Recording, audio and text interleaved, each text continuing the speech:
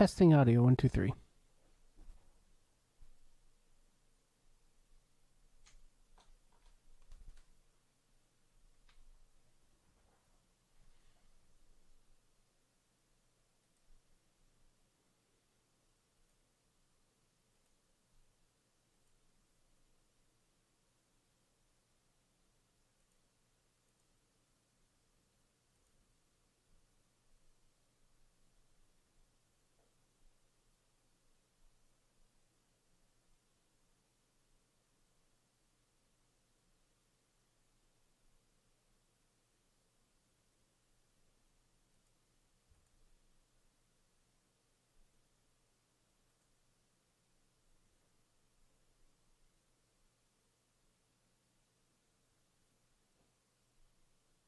Testing audio 1 2 3.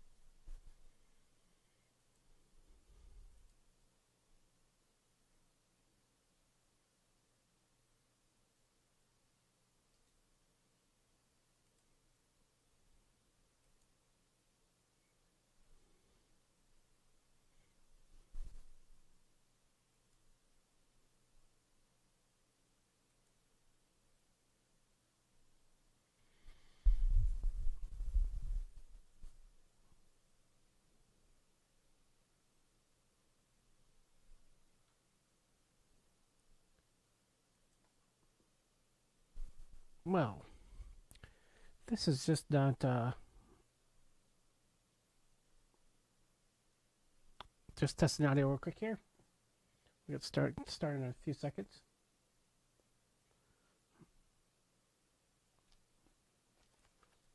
All right, I can take those headphones off. This sounds pretty good.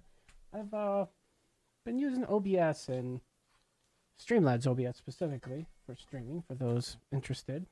And it's got like this integration for Pretzel, which is this audio-free like audio streaming app to give you background audio, and it doesn't work with a turd.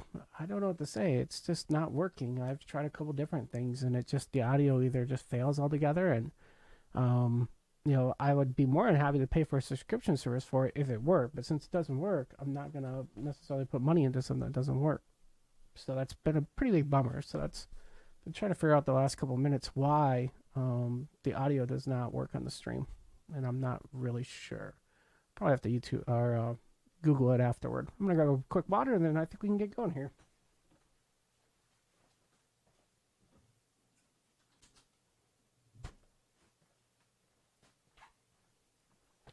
All right. So most people are going to look at the video description and think I tricked you because there is Kotlin code that's showing on the screen, not Swift. And let me explain. Sorry about that. Got to keep hydrated. Today, on Mondays and Wednesdays on my stream, I'm going to be doing mobile development. Now, one thing I'm very interested in doing is that I very recently, wrote a pretty awesome, well, I wouldn't say it's awesome, it's okay, Kotlin app that is a demo app, and it's a inventory management system basically. And this uses Jetpack Compose. It uses all the latest cool things that Kotlin and Google have to offer on Android. What I'd like to do is port this application, or basically just rewrite it in Swift, in two flavors, one in UIKit and one in Swift UI, and then compare the two. And so what I'm going to do is I'm going to bring Visor, which is this app I use to show Android off, and I'm going to bring you this is what the app looks like. And we're going to try replicating this, or at least I'm going to try to replicate this on stream. So the first thing to show you is what the heck am I going to build? And that's going to be this thing right here. So it basically takes a user in. It will display projects, they're called. You can add a project to the system by clicking the plus sign, put a name in, select a location for the project, and a due date, and whatever that due date is, then we'll honor that, and you can save it, and it'd save it to a internal database in the application. So that's one cool thing it does. You can edit these by clicking the little overflow menu right here, these three periods. You can edit or delete. Now this is material design, of course. This is one thing that Google does pretty well with material. It also has kind of done a lot in like Facebook Mobile, for example. They have a lot of the cards and a lot of the material design look and feel. And so that's something in iOS we can semi-emulate it for the most part.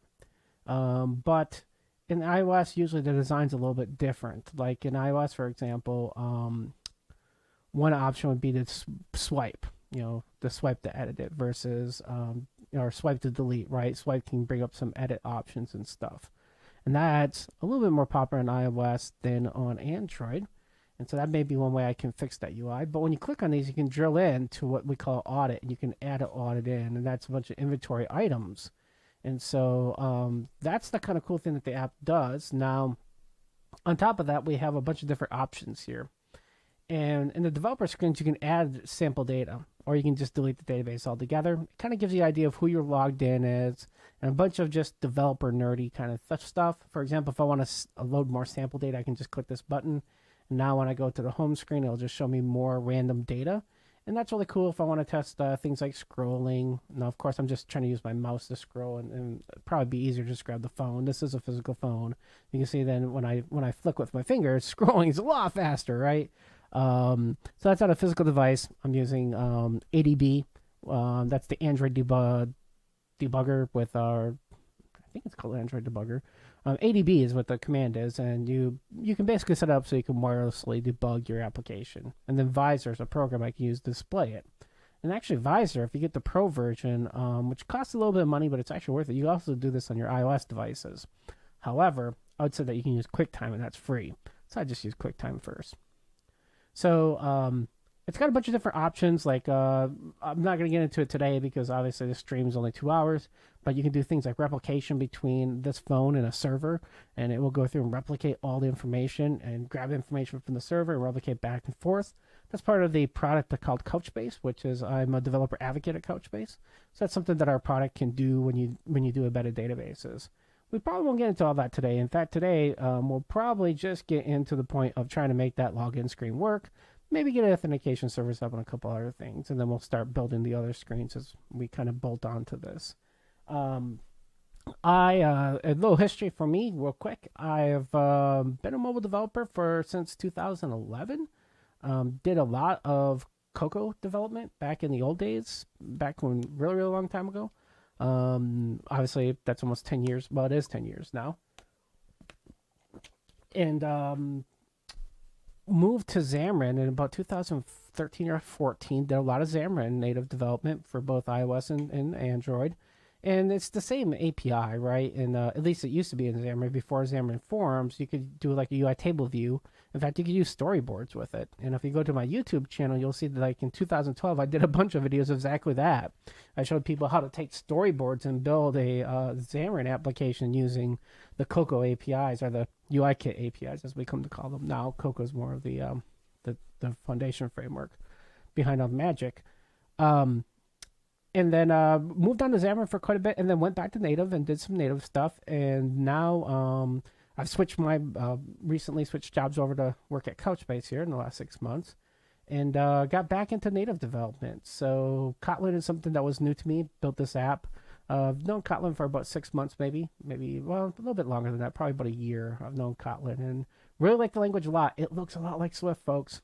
If you look at this code and you look at some of the syntax of it, it looks a lot like Swift, which is kind of cool. And the only preference I'm going to say is that you're probably going to see me write a lot of Kotlin code in Swift, because switching between these two languages can be confusing sometimes. And I do it all the time. So I've written other Swift apps, and that tends to happen. So with that out of the way, we've kind of got an idea of what we're going to work on today.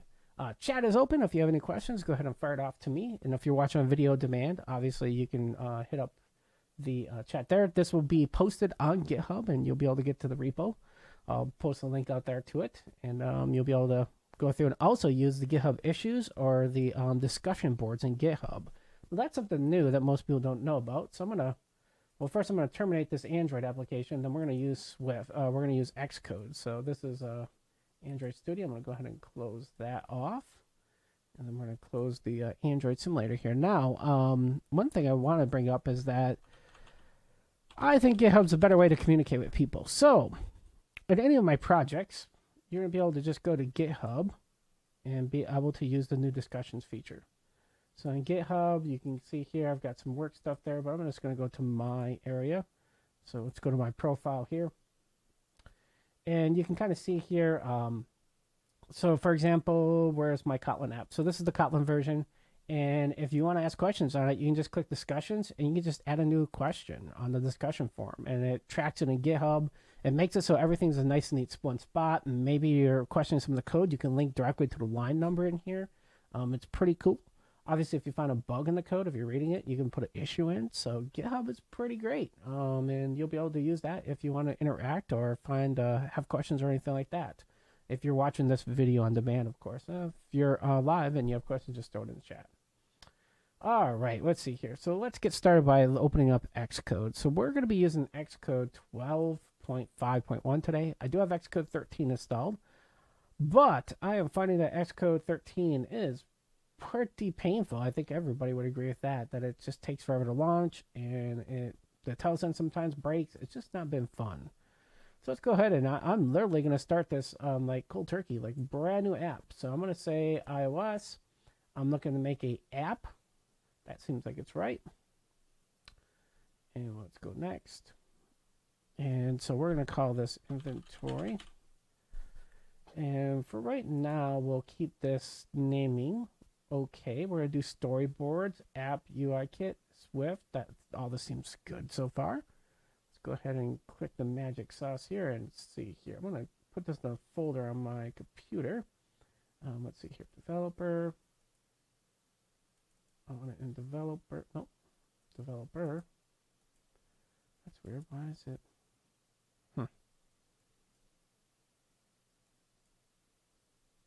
Why is it not, do I have a gremlin here? Next. I want to go one folder up. Huh. That's weird. Xcode won't let me go one folder up. I click in here. Oh, there it goes. Just a little slow, I guess. I'm not sure why Xcode is doing this. This is weird. It is slower than dirt. And we want to put it in this one in the source folder. Let's go ahead and create. And here I was giving Xcode 12 credit for being fast, and for whatever reason, I mean, I literally was just working on a project earlier today, and it was not this slow. So I'm not sure what's going on there with it. Let's go ahead and get this. See if we can get this just set up so that we can I'm gonna use an iPhone 12 mini for my simulator. That's always what I like to do. So we have let's see here. We should have an app delegate. App delegate should just have a couple methods in it for lifecycle management. Let's see here. That looks good. And of course, this is scenes now based because we can have multi windows because of iPad or iPad OS. So you'll have a scene for those that are new to iOS development. Usually the defaults are pretty okay to at least get you started. And then it looks like it starts us with a single view controller. Let's go ahead and run this and see what happens. Make sure that the universe is okay and that we are one with the universe. See if the simulator even comes up in the first place. And then we'll get into hacking some storyboard files here and see what happens. And I'm going to guess it's going to take a few seconds here. I'm going to just make sure I don't have anything else running that could possibly be killing CPU juice, because something's weird going on here where Xcode is just either being slow today or something, because it wasn't that slow earlier. But yet now it just seems to be acting up. We'll see here. Simulator starting. Let me just go through and see what else I have running. Make sure that I don't have anything running that could be killing performance. Let me close that and that. Did have a couple things running here that could possibly be causing some performance degradation, so we're gonna just close this real quick. So we should start out with just a, technically speaking, pretty much a blank screen. Apple, your tutorial or your hello world should probably come up with a message or something. Let's see here. Or do like a different splash screen color and then come up to hello world and stuff. Instead of just blank and nothingness. Let's go look at our storyboard file and see what we have. So right now we have white screen of nothing. Not all that useful, to tell you the truth. Let's take a look at the main storyboard. So, well, launch screen. So launch screen should be the storyboard file for the launch screen. And you can see here it's just plain old white. So that's my fault because I didn't go through and make it something more interesting. We can see here that the background is this. Now, what I should be able to do, and what I forgot to do, was to get my colors open, because I wanted to have all my colors, so I could steal those from Android, because I've got this already running in Android, right? So one thing is that in Jetpack Compose, there's theme support inside of it. So I'm going to relaunch Android Studio. Although I don't really want to kill this Mac. I'm going to relaunch it. I'm going to grab, or I'm going to open up my theme file in there, because that way I can steal the colors. I can just start working on this right away. So let's do that, because I don't remember the color names, to tell you the truth, or the codes for each one of the colors. And since I already have those defined, why wouldn't I not just reuse those? I'm going to try to use storyboards as much as possible with UIKit, which I know there's probably some people asking that. And Swift UI, I think, is pretty cool. But there are a lot of developers out there still using UIKit with storyboards and constraints. And so I say, do whatever your team's doing. I would love to work on just Swift UI exclusively, but it's okay. It's still got some issues, I think. There's just weird things that I read about people. I don't use it a lot. I've built a couple of POC apps with it, and I think I find that I found workarounds for most of the things. I find that the oh, what do they call it now? The replacement for the columns in iPad. I can't remember what the heck it's called now. It's not Stack View. Basically, your multi-window at the same time open on iPad. I find that that is kind of buggy. UI split view, I think, is what it's called, and UIKit. I found that in Swift UI, be able to like programmatically tell it which one to start on and stuff. I found that to be kind of painful in Swift UI. Where in UIKit, that's pretty easy to override. The documentation is pretty good there, and you can kind of tell it to do anything you want. You may have to send messages back and forth between the your view over here, your details screen, and your screen, your main view that's kind of listing your menu or whatever you want over there. But I think it's pretty okay. Let's see here. So inside of Android, there is something called UI theme. Inside of UI theme, there should be a color file. I'm going to just load this off to a different part of my screen. But the theory would be is that I would have the colors for what I need in here. Now, why is that? That doesn't seem like it. Oh, because I need the theme file. There it is. So these should give me some ideas of the colors.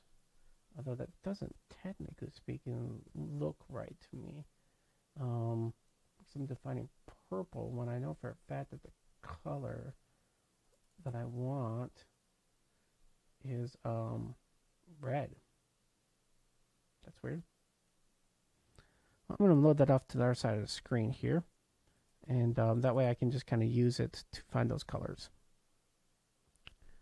That's weird. I wonder why it says purple when I know for a fact that I used a red color. Huh. Well, so what we should be able to do here is for background is see this little plus sign, which is kind of neat. You can kind of introduce a variation of colors, and you basically can say, hey, you know, what are you running this thing on? You can give it different types of colors on the background. So, for example, if I just want it to be red, there's red. Okay. And you can then, like I said, when you hit these pluses, you can make a variant of that. So maybe different screen sizes. For example, compact is small. So width of compact would be phone. Width of regular would be tablet usually. Height, regular could be phone. Obviously, compact is definitely phone, but it could be phone or it could be tablet. And so these are kind of constraints that you can put in that you can try to figure out the screen size so that you can change your UI based on that. So, for example, on a iPhone mini, you wouldn't want split view, right? Because you just can't see a lot. At least you wouldn't want it per se on this screen here. And usually it will automatically fold into like UI navigation controller, and it'll navigate between the screens. And it does that dynamically, which is pretty awesome, to tell you the truth. iOS, it does a lot of magic behind the scenes, especially for using storyboard files that I really do enjoy quite a bit. Now, one thing I don't know, which I've never done, because the last time I did storyboard files was quite a while ago, and I know how to do this in SwiftUI, but I don't know how to do dark mode versus light mode. And I don't see an option for it here, which is kind of interesting. I thought for sure that I could hit here and say like a mode and be able to do that. And I don't see any way to, that's really interesting. UIKit, I'm going to Google that real quick. UIKit, iOS, background, color, dark mode. And where does Apple say to do this at? They say it's in the inspector.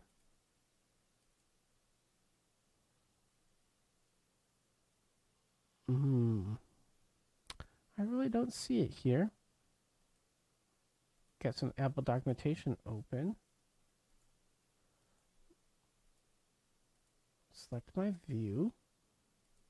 So over here, if you've never used it before, by the way, so this is our UI. This is all the things that are in the UI, all the controls and that kind of stuff. So this is a view controller, and we've got a view inside of that. And then safe areas are the ability to have the both the camera bump at the top and then your virtual home button at the bottom. You know, your safe area guarantees that you don't accidentally draw something on those, so you can't interact with those virtual things.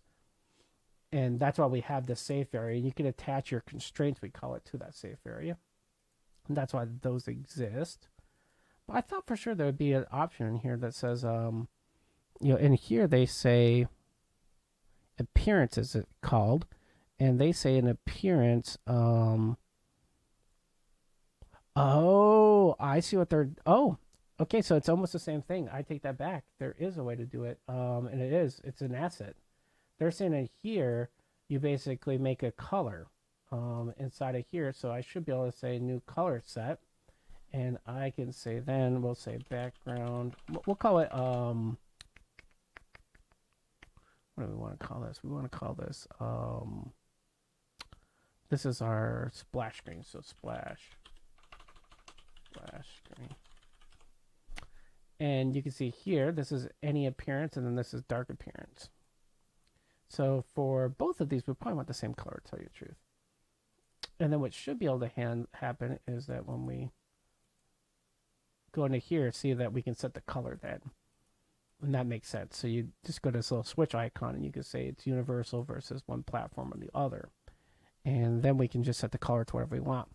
Then we just go through, once we set this, so this is something called an asset. And I think these used to be called asset catalog, but now, yeah, asset catalog. And so this is just basically a bunch of assets that you can use, colors and images and all kinds of crazy things. This is pretty cool, the fact that you can just use it in here. We define it in here, and then we point to it in our storyboard file on that view. It should pull this color from whatever here and automatically change. Let's try that and see what happens here. So what I should be able to do is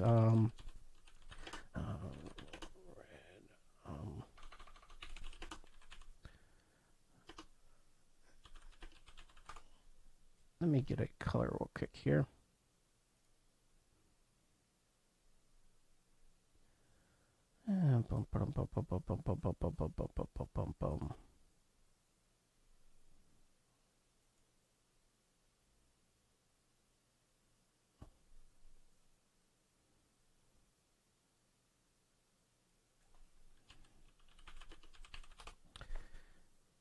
Let's see here. So for this, let's start with saying that the dark mode, we'll just make it completely gray, I guess. And there's all kinds of different colors you can do here, as you can see here. So let's make it just black to see if that works. And then over here, we'll make it white. That seems like it logically makes sense. And we're calling this splash screen. So what we should be able to do here is say, instead of this, we have this view. We want to say background color instead of system color. We should be able to do, is it under custom? Normally you would get the ability to set it, but now I'm looking here and I don't see, I wonder if I have to do that via code. Because I don't see the option. And custom basically just gives me the crayon kit. As you can see here, this is just the red that it's got picked. But normally, let's click the plus here. I'm guessing I'm going to have to do this via code. But then the other issue is, I do remember this, is that you can't run like dynamic code on the splash because it's fact that it's you can't like run animations, for example, because of the fact it's trying to start the application up, so it only comes up for a second. And so for that, let's just do this. Let's do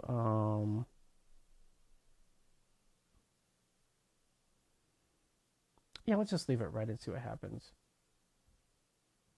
And then I think what we'll do is we'll do the main login screen, which we're going to do first, and we'll try to get that working with dark mode. Because now I realize that I do remember that, well, did I do them wrong? That's launch. Where is regular view model controller? Right here. So let's go to our main storyboard file. So this should be main storyboard right here. You see here we've got a view. Let's make this background gray. Let's just stop the simulator from running. Start it. Bring the simulator back up. Altered. Can you stay up, please? There we go. So we can click the home icon twice to cause all the apps running to go up. Let me close everything I've got on here. I've got a bunch of different apps I've been working on. So let me just close a bunch of these other ones. Get back over here, go to inventory. So there we go, red and then gray. So that's working the way that it should. The splash screen comes up red. And you can put like a logo on there and stuff, for example. And that's a cool way to do it to kind of get you started. And I've done that. You saw, I think, a couple other apps I had on here that I've done that with before in the past. And then gray. So if I remember right now from doing this, I'm not 100% convinced that the splash screen is the first place to do that. Probably keep that just a dark color with logo. But this should be our login screen. So this is where we definitely would want to start looking at the option of loading in different colors based on our storyboard file, or excuse me, based on our asset catalog. I'm just looking to see here.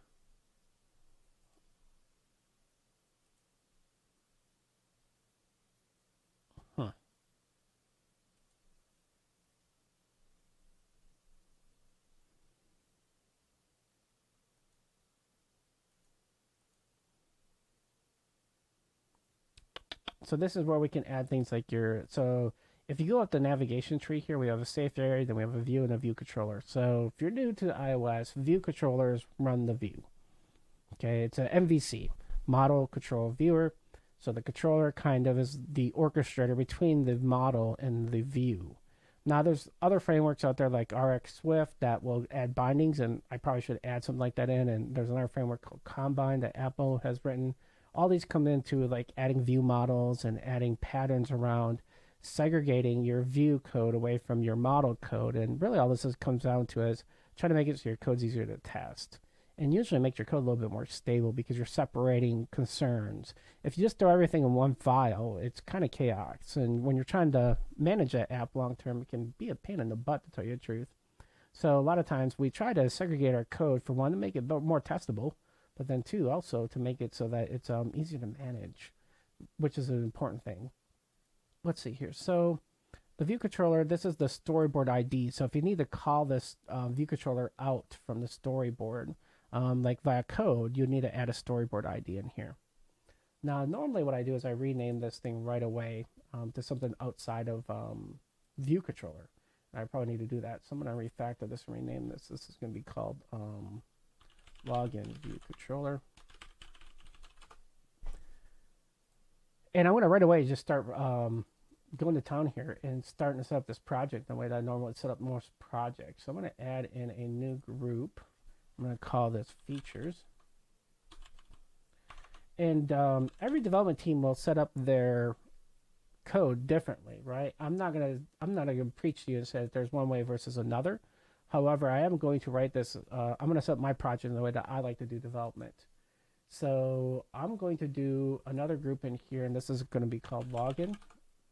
And then what's going to happen is our login view controller is going to go inside there. And anything, the view model will also go in there. And so what I've done is I'm going to take each screen, almost like a feature, and then put all the stuff that is related with that in a single folder. The beautiful thing is that if I'm working on the login view and I'm trying to figure out like in the UI what's going on with that, really, I know that the view controller, maybe a service that's talking to it, all that stuff is in one spot, and it's not all over the place. And I'm not trying to find in my ID, where did I put these files at? That's what ends up happening a lot of times in code structure when you get really big projects. That makes it really hard to find. So we know we're going to have a login view controller here. And then the only other thing is in our storyboard file, we have to make sure that we tell it that this screen is now login view controller. So if we look here, it should have automatically refactored that so you can see the name here. And I normally do this. I'm kind of a stickler like that, is I like to just put my storyboard ID and make it the same name as my class. That way I don't have to think about this all that hard. So the one thing I was looking at to see whether or not I could see, like, I see the colors here, but one thing I didn't see still is the ability to set it. Let's So let's just do this. I'll Google it real quick. iOS UIKit set color based on asset catalog.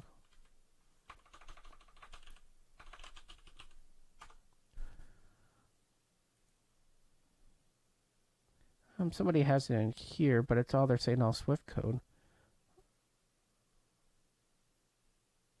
Okay, they're saying that you go to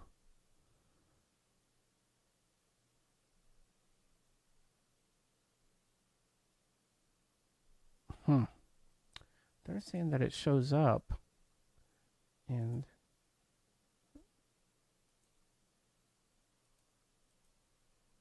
in here, but I don't see it. Like I see background in here, but I don't see the color option to select from that. If I say custom, it gives me the old crayon kit, but I don't see the option of selecting from my I don't want grayscale. It doesn't give me the option to select from my asset catalog. I don't see the color in there either. This will just make it white. That's really weird. Well, I'm not going to get stuck on this too long. Let's see here, because nobody wants to watch me just fight colors. See, the weird thing is it says that, wait, is this Swift UI directions? Instead of storyboard. Storyboard. I'm assuming nobody in the chat knows how to do this. How to use asset catalog names and colors. Yes, that's what I'm trying to do here. Apple documentation, tell me what's going on here. I did make my asset catalog, and then what does it say? Name, color set, and interface builder. Interface builder color will appear in the color pop-up menu under name categories. It says it shows up. If I click here, oh, it does. Huh, there it is. I had it selected right there, name color. So this comes from the asset catalog. Aha. So what that says is that in asset catalog, here is my splash screen color. And I am saying for this to be there and for this to be here. So let's say that this is splash screen. Let's make another one called, so this would be, let's see, this is the login window. And so the login window should have the main color. So let's make a new color set and call this main view, main background color. And we'll say for any appearance it's going to be white, and for dark mode we're going to make it a gray color. So let's go in here, find a good, there is usually a system gray that's pretty decent. For I want it a little bit darker than that though. Let's try to make it, that looks pretty decent. And now we should see main background instead of the storyboard. So let's go back over here to login view controller. Oop, that's our code. Go back to our main storyboard. So now in here in our view, we're going to go back to our properties. Clicking on view once here. And now I should see main background color. There it is. Now I do believe you can toggle in here the which mode you want to be in. And I think it's under the, I know in the emulator there's an option to basically toggle between dark mode and light mode. View, editor, let's see, that's not it. Debug area, show library, that's not what I want. There's usually a way, I thought, to toggle in here, dark versus light mode.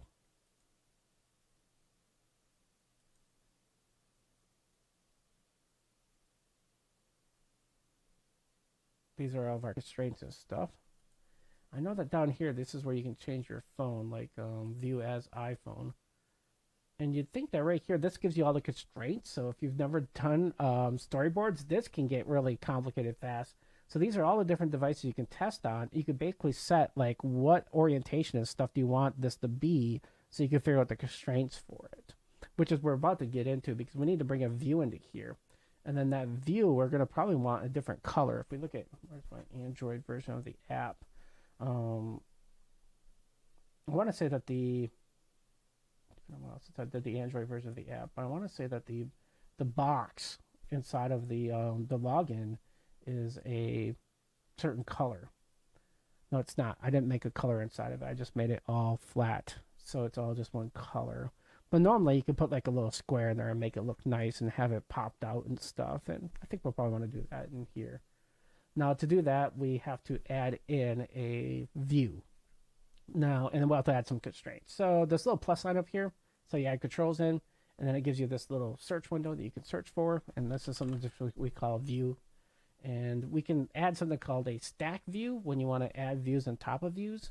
And so a stack view is these horizontal and vertical stacks. These are two of the most popular things you would want to do. They automatically can grow your contents based on the screen size and stuff. But sometimes if you just only have one real view in your whole entire thing, you could just use what they call UI view, just a regular good old view, and have that just embedded inside your view. So I can just say I want another view and drag that out here. And it's there. Now the problem is going to be is we can't tell the difference if the view background color is the same as the background view, right? So we have two views. We have this view and we have the view inside of it. And so that's normally when you change the background color of this to a different color, right? So let's go back here and then say for this, let's make it either black or red to start out with so that we can see the difference on the main background screen. So let's go into our colors here.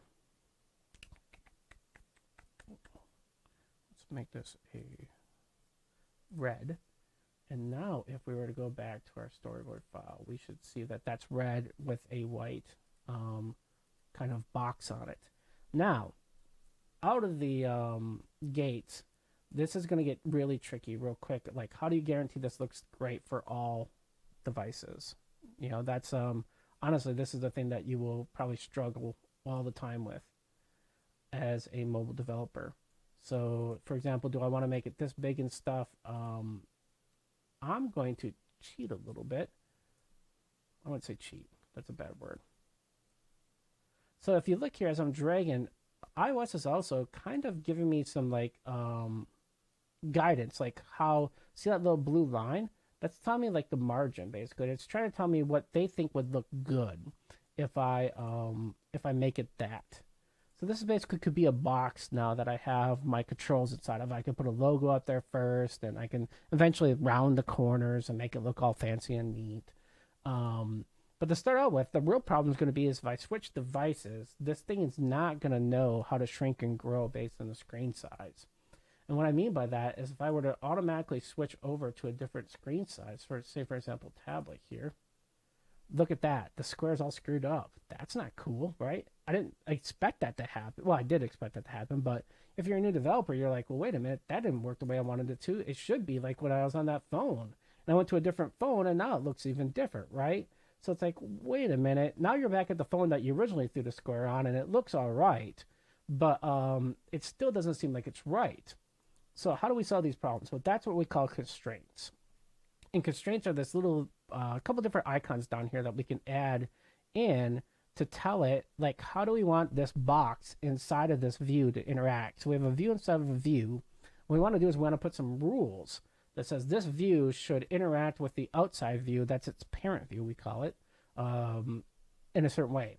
So one, we can put some constraints on left and right.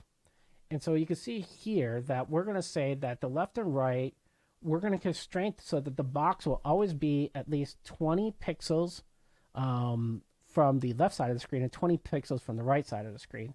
Now these actually are trailing and leading. That's the name for them in constraints, which is really kind of confusing at first. If you're new to Swift development, you're like, what is leading and trailing? Well, you would be normally used to start and end, or the words left and right. But the problem is we have languages that don't read from left to right. They read from right to left. So leading and trailing is the words that Apple came up with so that you can understand leading just simply means this thing is starting, and it doesn't matter if it's reading left to right or left to right or right to left. And then trailing is basically the end or the thing after it. And by doing those two words, they made it so that as long as you define these, technically speaking, your app should automatically dynamically move between right and left and left to right languages.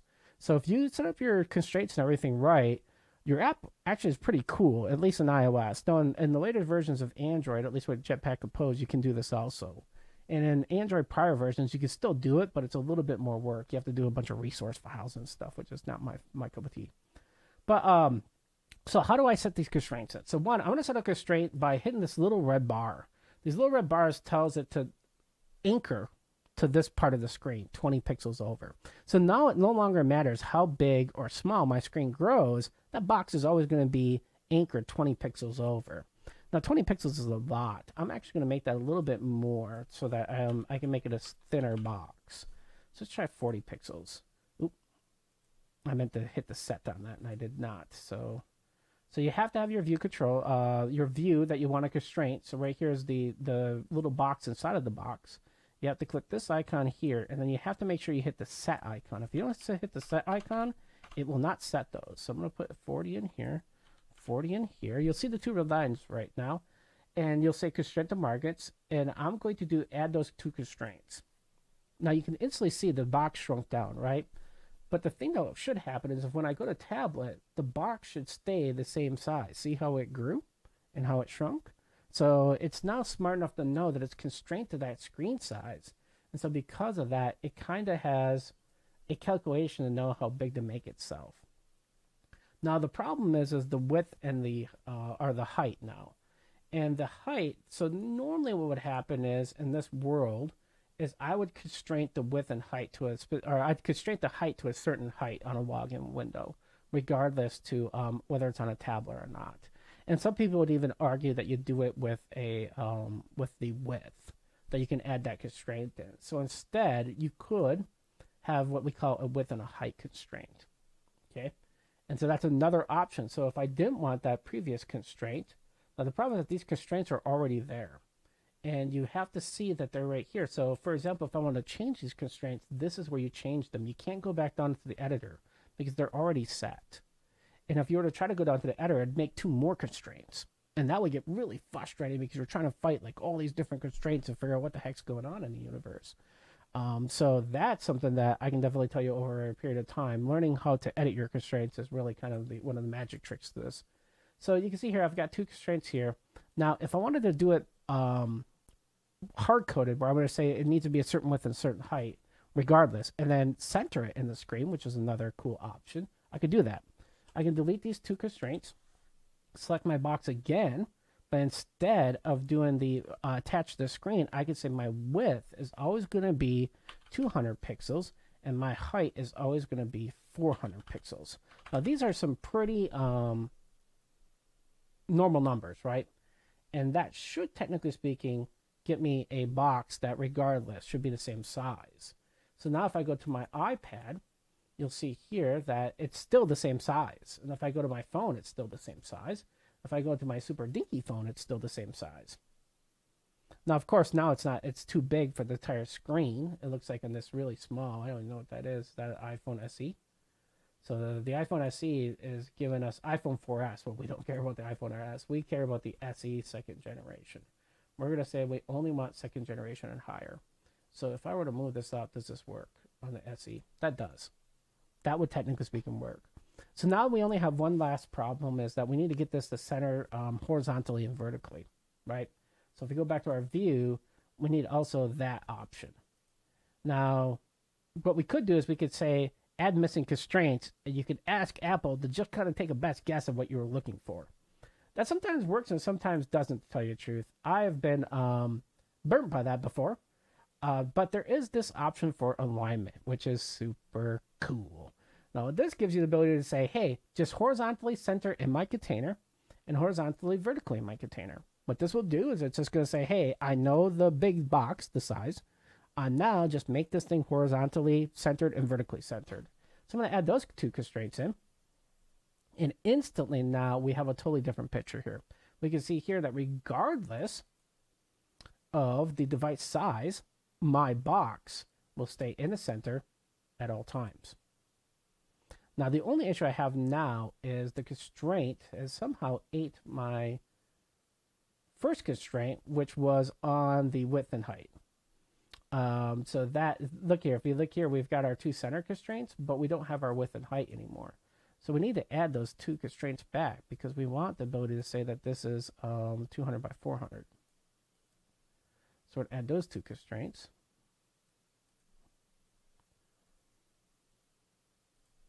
And I did not add them. Oh, I add them on the view. And now they're there twice. See what I meant? Where if you go into the editor, you add them twice, they're there. So let's see here. So this is because it's constrained against the parent. So I don't want to do it there. I definitely want to do it here. It needs to be.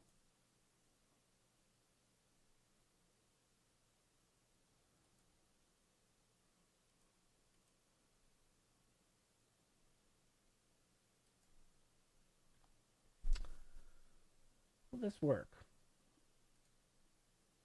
Let's run it on the mini now and see. The UI is not leading me to believe that the constraints is working because the update is showing this thing way too thin, right? And if we put a text box in there, it's not going to work. Yeah, see, there it is. So you can see here, I would expect this to be more than that, unless that is 200 pixels. Well, there's one way to find out.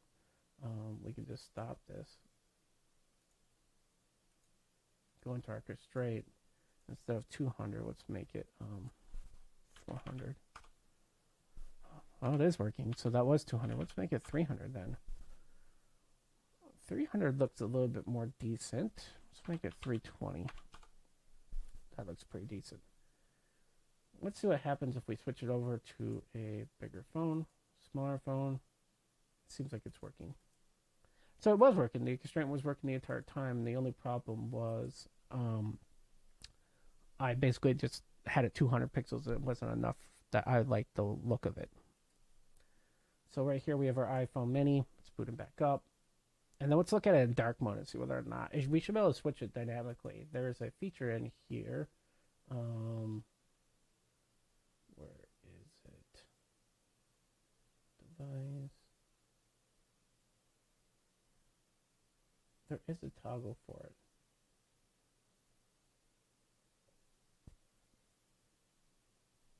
Oh boy. I'm so used to, I just worked in this Kotlin app. I'm so used to Kotlin that I don't remember.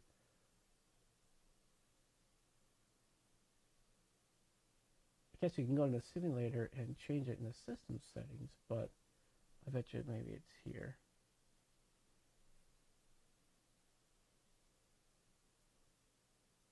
I don't want to move it to.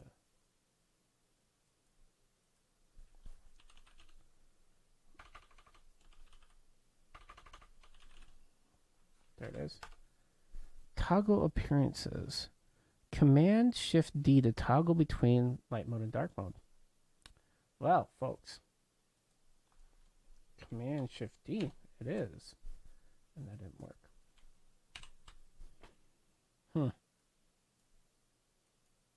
So it said it was supposed to do, but it did not switch my modes. Or either it did, and my colors are not switching, right? That's the other. I guess there's two options in here. Either that didn't work, or the colors are not getting set right.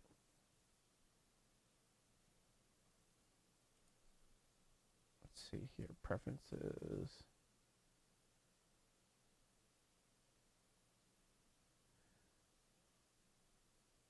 I don't see it in there either.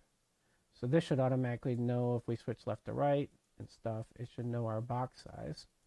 So it should automatically switch to that. So our constraint's definitely working because when we switched over here, you can see it remembered that. Now, this is where you can change the login box based on how the phone's oriented. So we can give it a different height based on if it's vertical versus horizontal. And that's probably a good option to do. Otherwise, if somebody switches it vertical, although who the heck would log in vertically? I guess the keyboard is bigger. I can see that happening. Or iPad would be the more likelihood.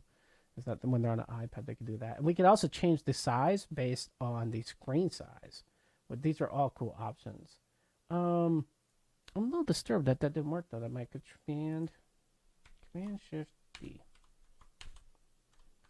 I've tried it every, well, that gives me the ability to see my mouse and where my finger would be on the screen. That's definitely not it. Well, look at that. For some reason, can I do this? Can I go into the system preferences and just change it to dark mode? And general. Don't see the option. I don't see the display option in here for it either. Huh. Developer. Dark appearance. Well, there it is. Well, dark mode is definitely working, because if we look here, and this is what it looked like in dark mode. Now, I wanted that still to be white, so that's the very first bug I have, is that it's definitely not running in the color that I wanted for this, but I haven't really told the view what to be.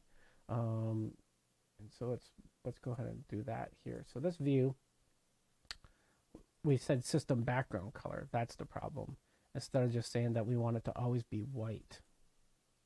That should fix that. So if we were to rerun that now in the simulator, it should always be white regardless. So that was my fault for picking the wrong color. So you can see there, that looks right. That looks better. Okay. So what we could do is, let's check some controls out and then see how they look on the screen and start interacting with it. So let's grab in a text field. We're going to add 2 of these onto the screen here.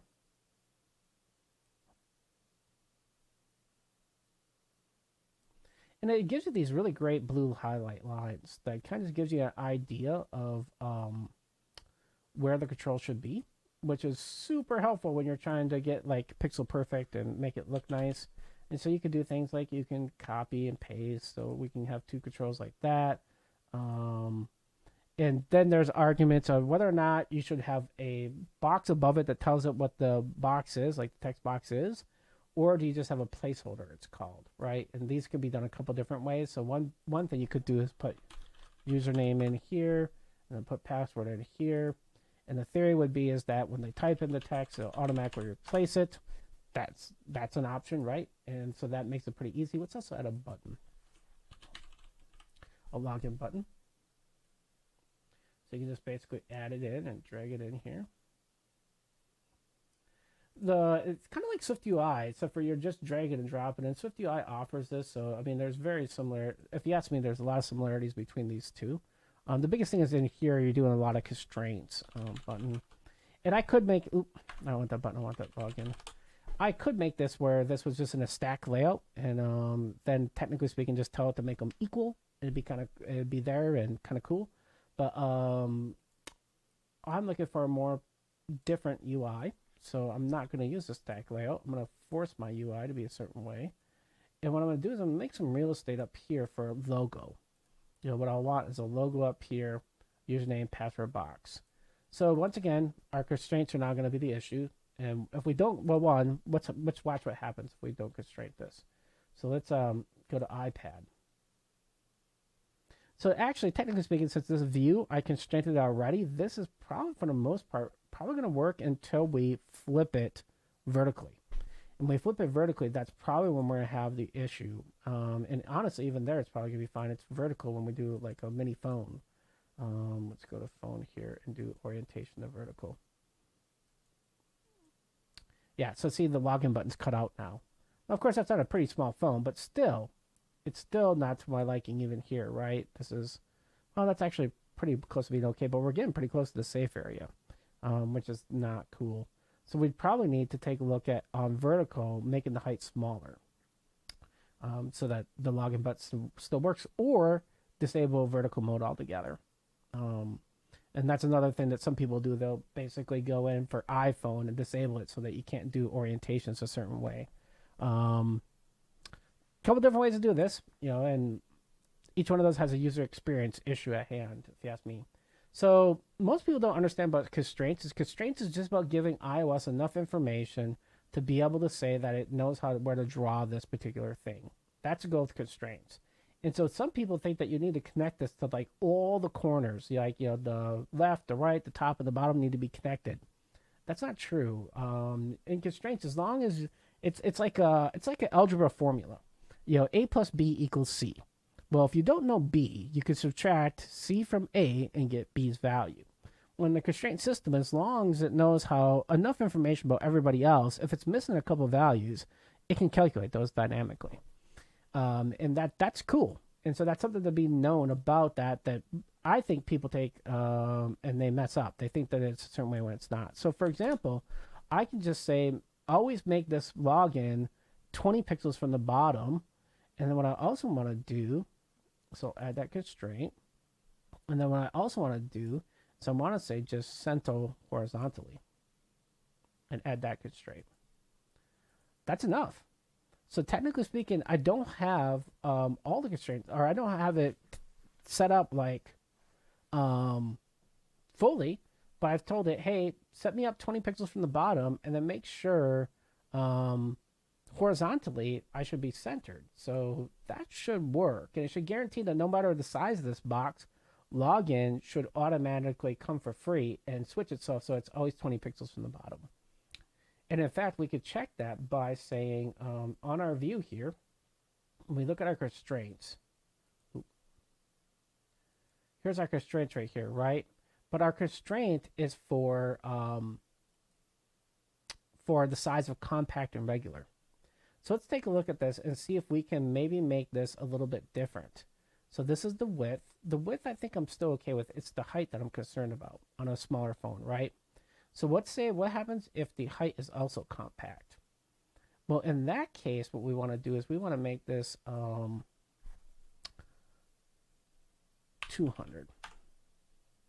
Ooh, see, now look at, see the login box, the two text boxes were not updated, so they don't grow right. Let's make it 300.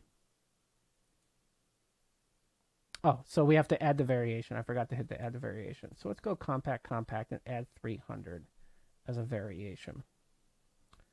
And then what we want to do is we want to say when we're compact regular,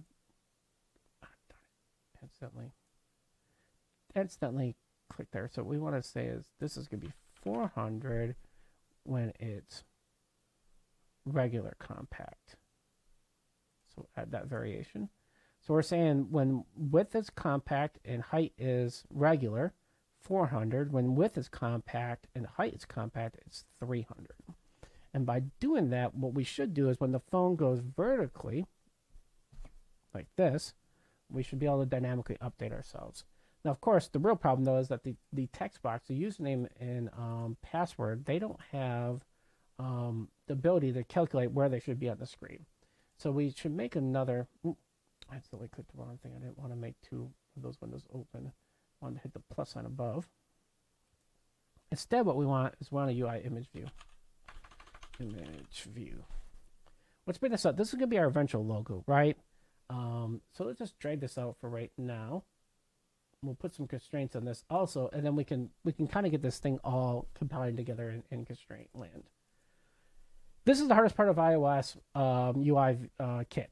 If you can figure out like how to do constraints and stuff, you are a god and you can work on any project because the code is code. I mean, code is easy. This is usually the parts that most developers that I've worked with in my career have struggled with. So I'm going to say that the logo is going to be 100 by 100. I'm going to add those two constraints in. So that's going to guarantee it that. And then what we're going to do is we're going to add a constraint that it must be always 20 pixels from the top.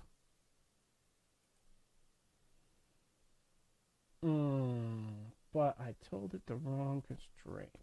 Undo. Oh. I'll also make this bigger so we can see all of our stuff here. So our UI image view somehow, I didn't drag it into this view, so that's the problem. There it goes. So now let's look at our constraint again. So what we want to do is we have a constraint on width and height. But now I think the problem is that we have an accidental constraint on the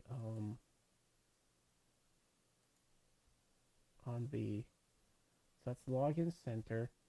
I accidentally added that constraint 20 pixels on the, that's login. width and height. Maybe I undid it when I moved it.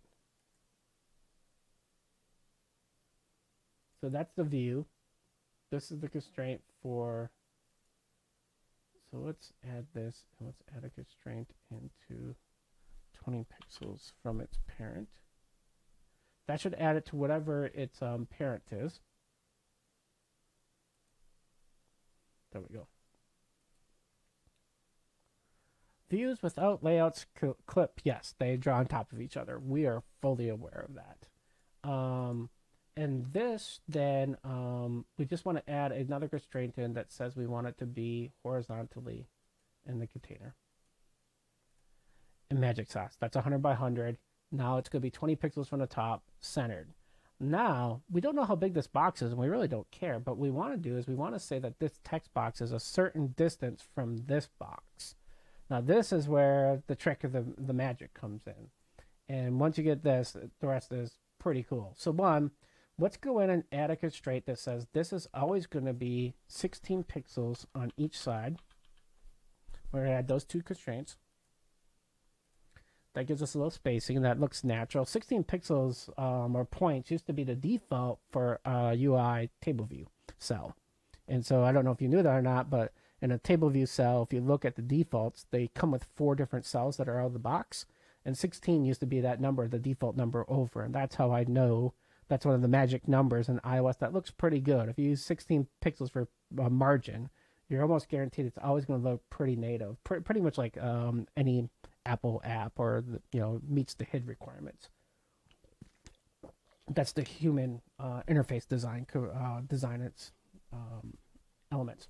So I'm going to do that for password also. I'm going to go in and add a constraint there. I mean, while we're in here, might as well do it, right? So let's add 16 here. And I think you'll see what I'm cooking here in a second. Oops, not 108, 116. You can go crazy with these constraints. We're going to add that constraint there. We're also going to add the same constraint to make it horizontally aligned. Add that constraint there. Magic sauce. So now all we have to do is we have to get the padding between these done, the margin, or not padding, margin. We want to say, hey, we want these always to be a certain distance from each other. So what I can do is I can drag. Now I'm going to hold down a key on my keyboard, and the different keys do different things, okay? So one, if you look there, I'm holding down the command key right now, and it gives me this little glove. But if I hold down this key, you'll see here, this is my control key. It gives me a different set. It gives me like a set of options, and then Alt will give you yet another. That duplicates it, right? So that would duplicate the control if you do Alt. I don't want that. So instead what I want to do is I want to go in and drag from this to this. And I'm holding down Control right now on my keyboard. And you can see here, it gives me a list of things I want to do. Now what I want to do is I want to say vertical spacing. How far vertically are these from each other? I want to put a constraint in for that. I want to guarantee whatever currently is that value to do that. And now there it is. So that's going to add vertical space in between these two. And if I click on that little blue one, it should show me the actual constraint that is. So you can see here, this is saying image view bottom to username top. And right now it's saying 48 pixels. Well, 48's not a great number. I mean, it's honestly binary, right? I mean, 32 and 16 will get you 48. So it's a good binary number. So I'm not selling that short of that. 32 and 16 gives me 48. But it's probably not one that a designer is going to say that looks good, right? So I'd probably clean that up to be 40. Because usually when I got designs, we usually call these red lines from a designer. They would always have like certain pixel numbers, and they always were like 10, 20, 30, 40. Never were they binary friendly, like how us developers think. So I've got that pretty good. And now all I need to do is I need to put space in between my username and password box to guarantee that they will automatically say space in between themselves also. So I can just drag between these two and say vertical spacing. What this will do is it'll put a constraint between the username and password box now. And if you look here, this is that constraint. And it's also set to 42. I'd like to be this always 40. Now, normally, I would actually do something like that. I'd make the boxes pretty close to each other, or even like 30, so that when you're tapping, you don't have to scroll to get to the next box and tap into it. That looks pretty okay from a UI standpoint. what our sniff test we want to be able to do is see whether or not it passes the ability to, when we start moving devices, does it automatically grow and shrink as we need to. That looks pretty good. But what happens if I do the orientation and look, it switched? It's still, all the stuff's in the spot I want it to be in. That's really what I was looking for in this. And so if I go back, to my, let's go to device there. Let's go back to phone. I'll go back to my SE. And there's my SE on horizontal. And let's look at the orientation vertical. And you can see there, the login button now is a little bit, so this may be a little bit too much. Now I could fix that by doing a different constraint for vertical versus horizontal. That's cool, right? Let's do that. So let's take a look and see if we can do a different constraint for vertical to fix this problem. So the first problem we have is that all these need to be jacked up a little bit. Like the space in between the login and the logo is going to have to be smaller. So if we look here, we can say that right now that constraint is at 40, but it's at compact. Well, right now we're on compact, right? But that really wasn't. That was when it was compact regular. So let's go back to horizontal here. And what we're going to do is we're going to add that constraint only when it's in compact regular. And technically speaking, we'd want it regular, because it looked good there also. So we can go in and add this and say we also like it for regular there. So add that variation at 40. But when we're at compact, let's go to our orientation and change that. 40 is too much. We're going to make it only 20. Now see how we lifted up the login box? And by doing that, we're going to add in that constraint then to say on compact. So on compact regular and regular, we're going to say 40 is probably enough. We're going to say on compact, switch that to only 20 pixels, and now the password box is not on top of the login button. We should test this on a couple different phones to make sure that this theory that we have works, right? So we can switch our phone to here, switch the orientation back. Does that still look good? Yeah, it looks pretty good, right? The only other difference is this box size. If we look at it, our problem is that on here, it's just too big. The box is getting into the safe area. And so we probably need to shrink this box down a little bit on these when it goes our orientation. So let's go back to SE. I think this is SE version 2. Is this it? Yeah, the second generation orientation here. It actually looks okay there. So why does it look so turdy here? That's a technical term, turdy. Let's go into view here and take a look. So our constraint here would be on the view itself. And if we looked at the view, it'd be the height that we'd be worried about. So see the height 400? So that's, right here it is. So it's compact regular, it's 400. Compact, it's 300. And this is what? This is regular compact. So that we don't have a constraint for this yet. Because we have compact regular, but we don't have width regular with height compact. We don't have compact, and compact regular. So let's add this variation. And this, so this is compact regular. The width isn't really compact though. It's this one. This is the compact. So it's the width is regular, but the height is compact. Let's make this 300. Ta-da. And fixed. And now the advantage is that our home button here is not getting overwritten. You know, we have enough space in there. In fact, we could even go through and say, you know what? That box could go a little bit bigger. So we could even go back if we wanted to and say, let's look at that constraint again of the height and say, you know what? For regular compact, we can go like 340. That's looking pretty okay. And that's probably going to be good enough for this app, right? So very quickly here, we're using the storyboard editor. We're able to kind of do all these different, screen sizes and orientations and make sure our app still looks pretty decent. Let's grab one of our tablets here, like the iPad mini. I think this is, no, regular iPad. Let's just go ahead and check orientation on there to make sure it still looks good. I mean, the iPad, it's hard to screw up, honestly. Oh, I see here that Xcode is a little cut off on the screen on the stream. I wish I would have noticed that before. Let me bring that up so it's not so bad. There we go.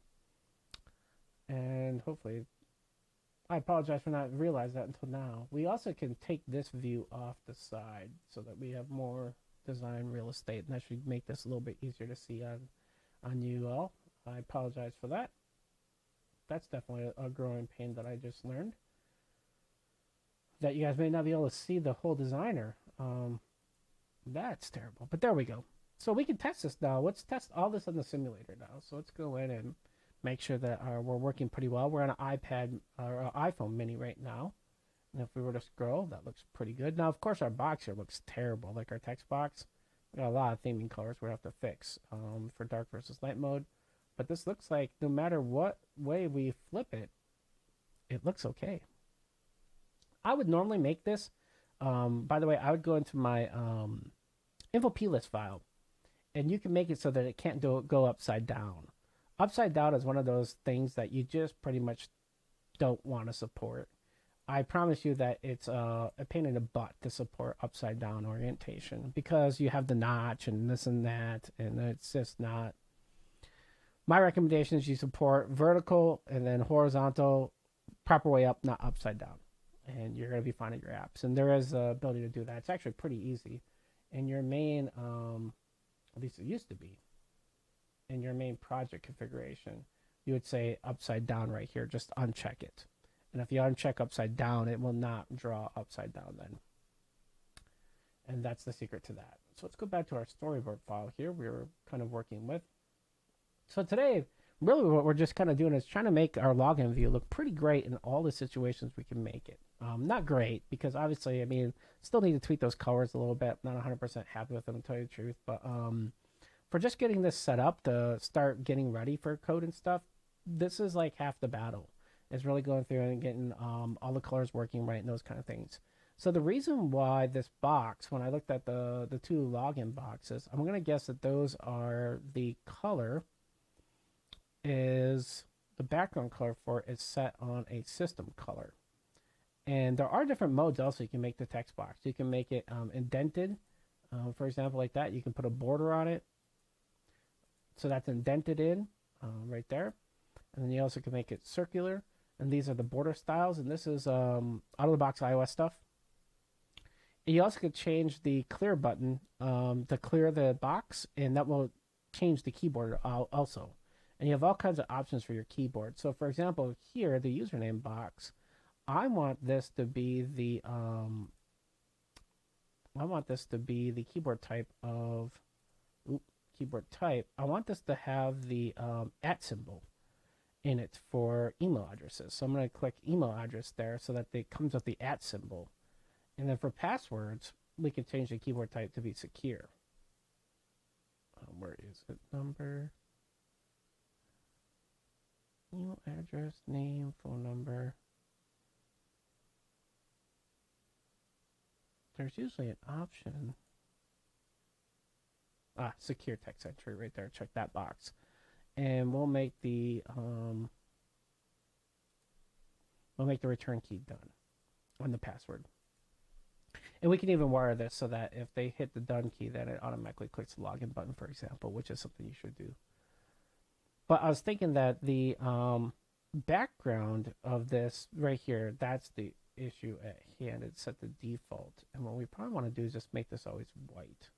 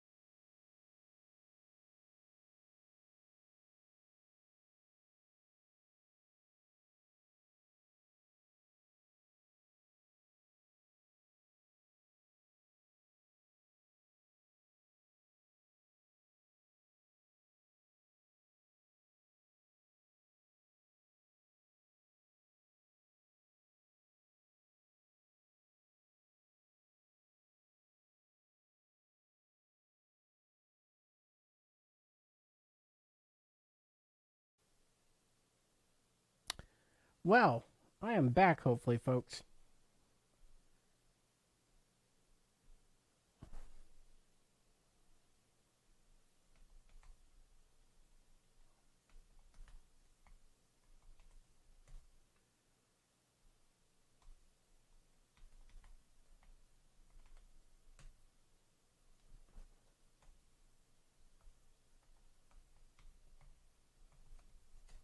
Bear with me 1 second, folks. I am testing to make sure the stream is live still. We had... My router died. I have a Orbi router, and it was a mesh, and one of the routers died. The other one's been working, but now it's been locking up randomly. And that's not great. So it just died on the stream. So guess what I'll be doing tonight? I'll be looking for a new router to replace my current one. I apologize for those of you that were watching. That stinks. We were working on the login view right before the internet dropped, and we're working on trying to get the login view so that it looks decent in dark mode. And so we're going to do a couple more things here before the stream ends. We can see here we can't see the text colors right now in the login or password box because of the fact that I made the background of the text box white, because this box will always be white, this view, but I didn't change the text colors, and so because they default to whatever dark mode is, they're probably going to be the wrong colors, right? So let's go fix a couple more things in this. So we're going to go in here. We can instantly select our controls at question by clicking them over here in the navigation view, or of course you can select them here. They do the same things. If I were to click the password box, for example, there. Now the order of these, what they come in here, doesn't really matter. It's not how they get drawn on the UI, just so you know. It just happens to be what they order here, and you can change the order here by just dragging them around. It doesn't really change the value of how they're drawn on the screen, just so you know. So I can just change it like that so that they're in the order that they show up on the screen, but really it's not going to change the way they draw at all. So just so you know, if you drag your order over here, that's not where you fix it. You fix it over in the designer, not over here in your view where you're seeing your scene view to see that. So how we need to fix these text boxes so that they render right. That's our next problem, right? So let's go take a look at that. So that actually usually has to do with the text color. And so if we look here, we have a tint. Okay, and tint is set to default. So what we're going to do is we're going to make tint black, dark gray, I think it is. There's a system, there's dark gray is I think what the normal font color is. Let's try that to start out with. And then we need to, I instantly changed the background to that. I wanted the background to be white, and I want it to be the tint to be dark gray. And then the border is what I need to fix also. So the border is different. So let's see here. That's usually border. So this is background, foreground. Where is the border?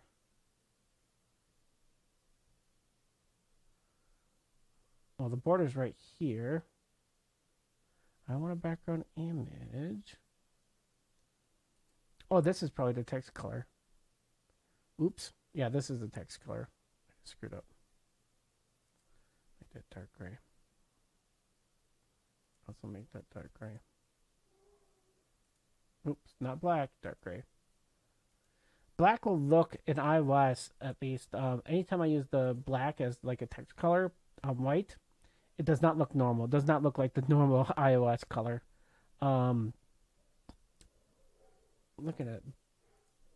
Looking here to see what the border is. I don't see border. Background tint. It's been a while since I've done this. Let's debug now and see what happens. See if we can at least get our two text boxes fixed. So let's bring our simulator up again. There's our simulator. Hopefully my internet does not die again. And let's see if we type. Oh, so if we type in, we're getting colors that look good. But now the real problem is that we still don't have a border on these text boxes. And I can click done. Done should. We'll have to register for responder to get rid of the keyboard. That's a known issue. But so the only other thing now that we have to fix is the border color. So here's the border style. That's the disabled background image and background image. I don't want a background image. I want a color. I don't want a background image either though. I want the border color. Let's see here. UIKit, storyboard, border. Field. What am I missing here? So according to this, it's over here. Oh, you have to do key path. Oh, boy. Really?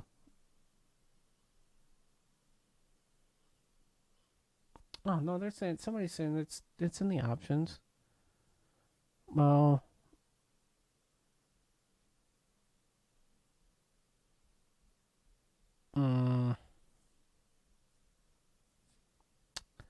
people are saying you have to subclass it. That seems like it's really stupid.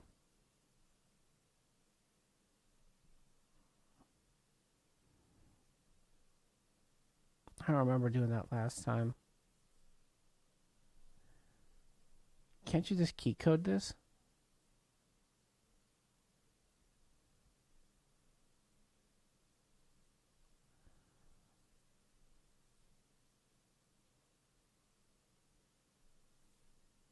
All right. Let's look here. So we're gonna make a new folder. Gonna have to eventually do this anyways, right? We're eventually gonna want to have some controls, and so I guess no time like now. I don't think that's right saying. No time like the current, whatever that saying is. Let's go components. We'll build a components folder, and then we're gonna add in a Swift file. We'll call this border text field. Because we could also do a couple different things with this once we build this component, actually, to tell you the truth. I don't need that at the top. Import UIKit. That, oh boy, not used to Xcode 12.5. Class, we're going to call this class, we called it the same as file, border text field. We're going to inherit from UI text field.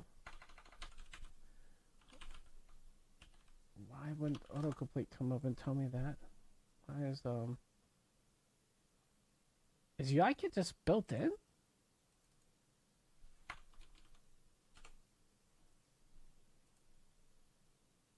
I didn't change anything. It was read before, now it's not. Is this right? UI text field. There we go. Okay. Now it seems to be working.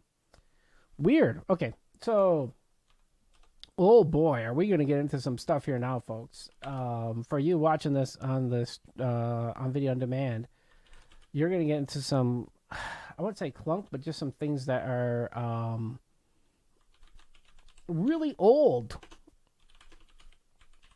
Let me just type this in real quick, and then I'll explain what's going on.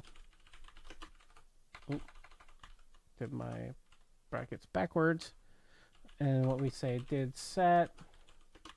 And what we want to be able to do is say layer.border color is going to equal border color dot, because it could be null, CG color. All right. What is this? What is this, Aaron? Holy crap, that looks terrible. All right. There's a bunch of old Cocoa things going on here. So IB stands for Interface Builder.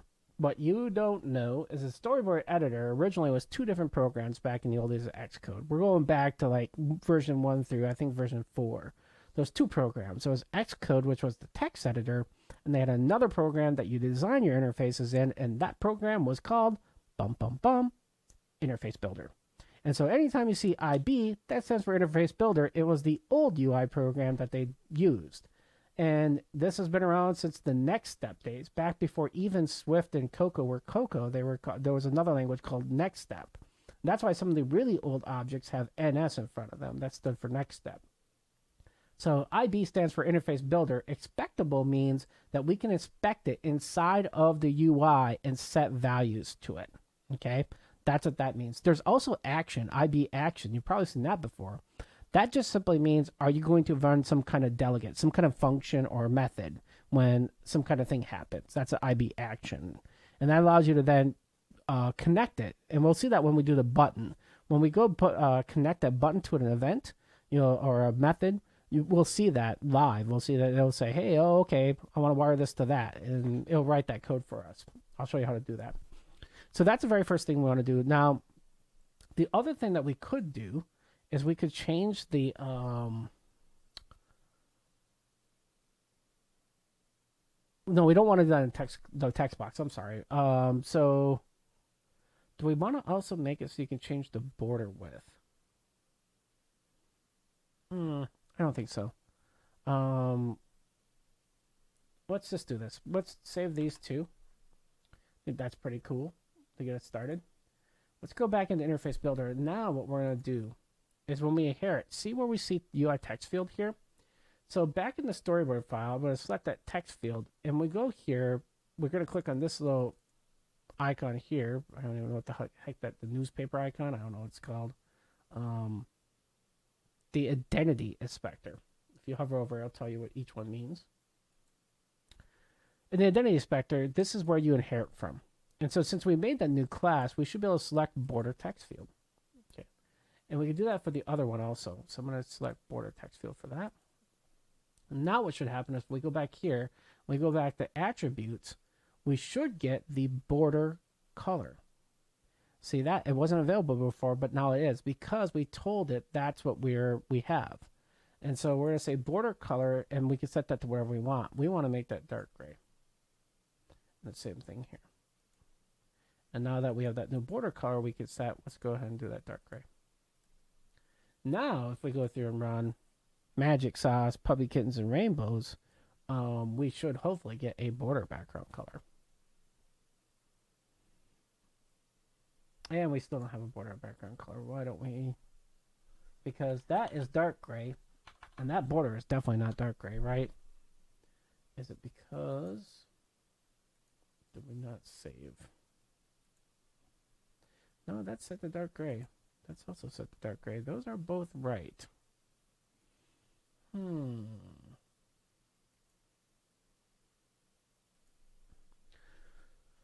all else fails, clean the build folder.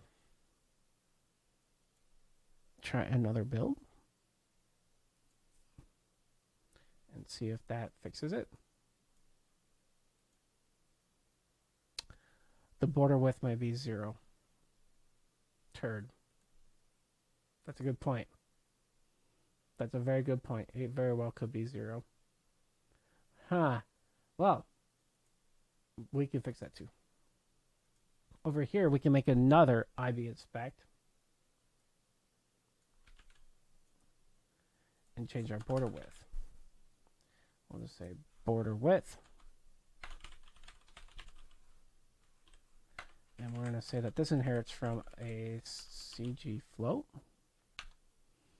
I wonder if you don't need to use CG float anymore because of Swift. And then we would just say layer border width equals, and this would be border width.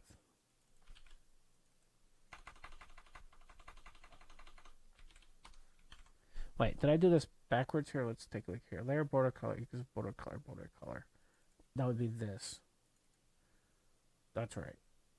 Layer border width would equal this value here. All right. Let's go back to storyboard. Going to here. And now we have border width. And it's set to nothing right now. So let's set it to 1. And let's set this to 1 also. Now let's go ahead and click the run button and hope the gods are good with us today and that we get a border background. There it is. Border background now. So our only issue now is our placeholder text also is very light gray.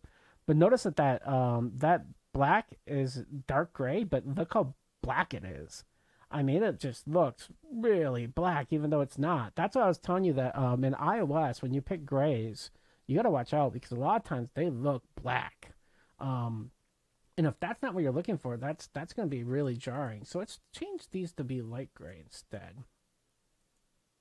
Oops, not black, light gray. And that's actually right.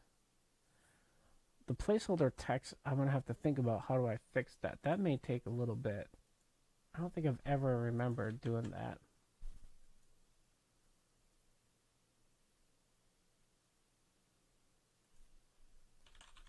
Yeah, so that's a little bit better, right? The gray isn't so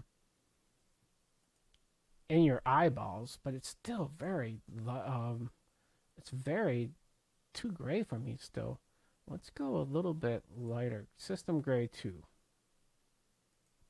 See if we can get this to the point where it's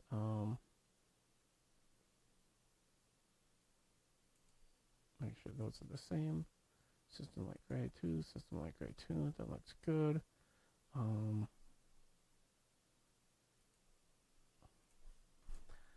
go ahead and I hope that the tint isn't what's also causing this. Well, let's just test this and see what happens.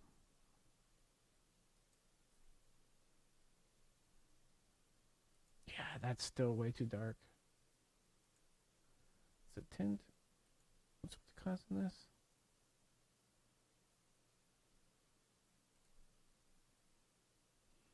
Let's just change one of them's tint color. I didn't think. Yeah, it's still extremely dark. Ooh, boy. And that's System Light 2, so I definitely think that that's not something else is causing this to go wonky on us. And it's not the tint. I could just change tint to white, technically speaking. And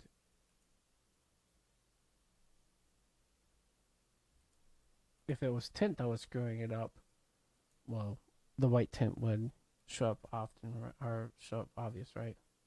Yeah, see, the tint's not making a difference. So I think our text looks good. It's just that black is just a little bit. I'm not going to spend a huge amount of time on this. This doesn't even have to be pixel perfect. I mean, this is a demo, and we want to definitely get to database stuff. But I want to show you at least an interface builder and stuff, how you could do cool stuff with it. And the only thing that's kind of bugging me a little bit is that should be round, but when we look at it, it doesn't look round at all. It looks very square. So that should be indented. Okay, so indented looks proper indented. That's right. But what was happening was when I was looking at the text boxes, it didn't look like they were rounded bracts. And those usually have like a rack of a corner radius of 20, I want to say, if I remember right. It's been a few years since I've done this full time, but if I remember right, the radius on these I think is 20. And you can change that. You can go through. In fact, that's what I wanted to do with this this square. The view. I wanted to change that rack. I guess. I don't know. Those still look pretty darn well, let's hard code it. Let's go in and take a look here. So we can just say IB inspectable var corner radius. And this is going to be a CG float. I do believe, if I remember right. It's been a while since I've done this. 0, and we can say did set. We can say layer dot corner radius equals corner radius. Now it'll give us the ability to see the corner radius. And that's what I want to do in the view also, by the way. I want to make the view so that I can go through and set the corner radius on it. I can curve the view so it doesn't look so square. But I forgot to change the interface builder, so it's going to be the same.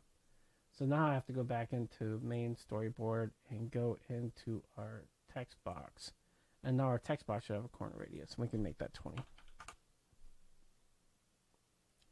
I remember right, 20 is really round. 20 is like really, really round for corner radius.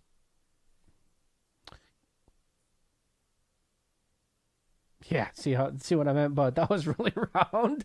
Look how we went from being sort of round to, oh boy, that's a pill. So that's the old style pills from Aqua from the original design. So that's, we may have went too close to the sun, my friends. That definitely looks looks terrible. Oh man, but that's quarter radius. So we know quarter radius is definitely working now. Let's make that 8. I think 8's probably a better. I probably was remembering Aqua's quarter radius when I said 20, because obviously, well, one, I've been doing this a long time, I guess, but to remember the old iOS first couple of revisions. Yeah, see, that's 8. That's better. That looks more like it. Yeah. But I guess I could ditch the placeholders altogether and put text fields in front of it, username and password on top. And that would show how to use labels and stuff, and we can make constraints against those too. It's not a bad idea. We gotta get rid of responders and stuff too when that happens. But for the most part, this is looking pretty decent. Actually, I do want to look at this real quick now in light mode. So let's hit the home button here. Since I don't know why the keyboard shortcut for this is supposed to work, but it doesn't seem to want to work. Oh, iOS library. I go into settings. And under developer, there's that mode to switch it between dark and light mode. Hit home again. Double tap home will bring up your apps just like they're running. Oh, see, that doesn't look too bad. Yeah. That's fast. Probably should turn off autocomplete on the text field, because otherwise it's going to try to, yeah, see, as gas, it was trying to autocomplete the words. Probably don't want that. Telling it to autocomplete. Same thing with password. So you can disable all those things in the text box. But I think that the text, for the most part, is starting to look okay. I still think that color for the border is really dark, man. And I tried lightening it up and it didn't work. But I know that's the border color, because if I set it to white, it will be white. Can I do a custom color and do... Well, allow me to do hex is the question. Really wish I'd let me do hex. Let's do... I don't know what that color is, but let's do that. I think you can drag that... Oh. You can drag it down here as a swatch, it's called, I think. And then when that happens... Actually, I think I want it darker, though. I think I need it that color. Now, when you drag these down here, when you go to other controls, it'll allow you to select those. So there is a difference between those two colors, as you can see there. So let's make it that darker color. Say custom, and select our darker color there. See if that's making a difference. Also, can I say 0.5? 0.25, because it is a CG rack, or CG float. Core graphics, that's what CG used to stand for. So since it's a float, it should have decimal points. That does look better. That does look closer to what I wanted it to be in color.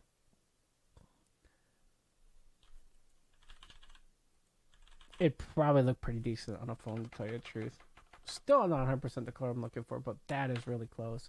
So I'm starting to wonder, was it the border width that was causing it to look so jank?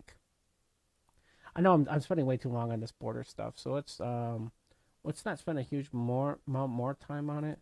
I guess let's take a look at two things. Let's do the border width at 0.2 and 0.2 here.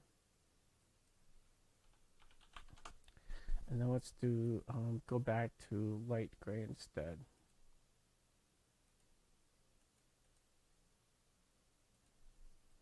Do a final build on this, and if that doesn't work, we'll just move on because it's already 5 o'clock my time, and I only got a little bit more to stream today.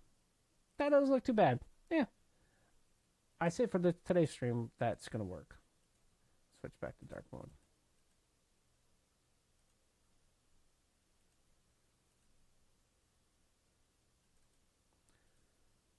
And it's still pretty readable. Our only problem now is our placeholder color. I have a feeling that the that's going to be tricky to fix. Let's see, UIKit, storyboard, change placeholder color, text color. I'm going to Google this real quick on my web browser. What is the answer here? Oh, geez, oh, Pete.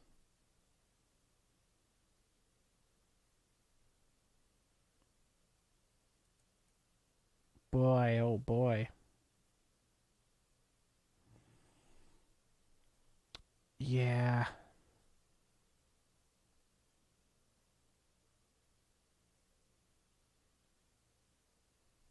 Hmm.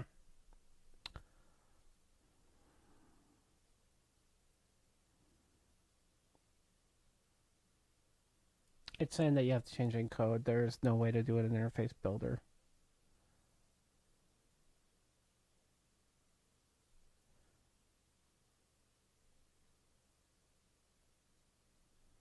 Oh.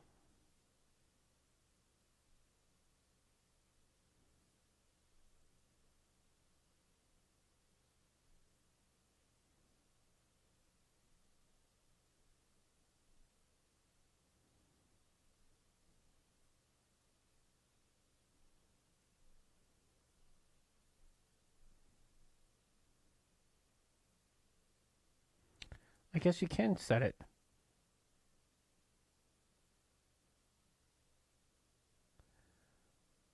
When I...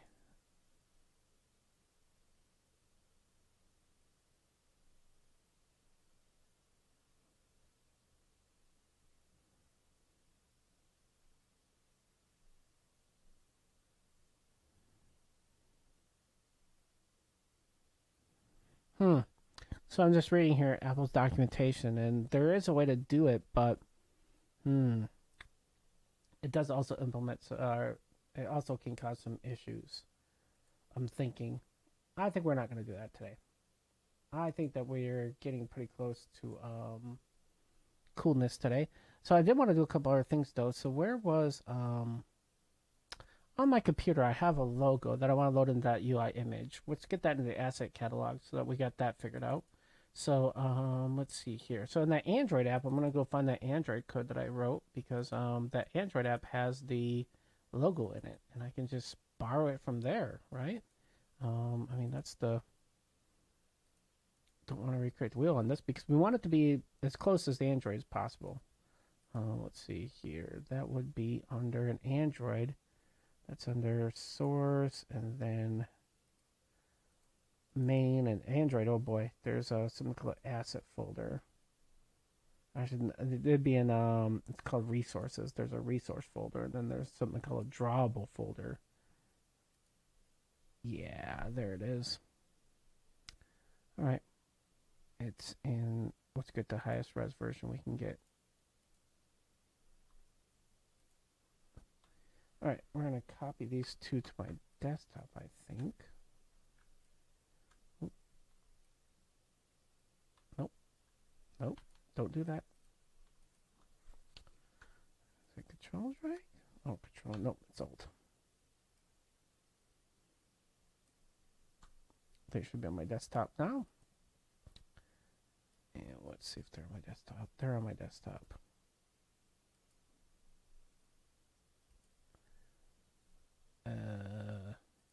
They are, but they're really weird here. So, let's add these into our asset folder.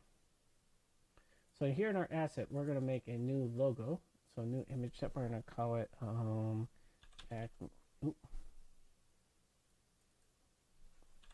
Acme logo. For Acme logo, we're just going to throw this into 3x. Oops, that's the wrong logo. That's Couchbase logo. Where's my Acme logo?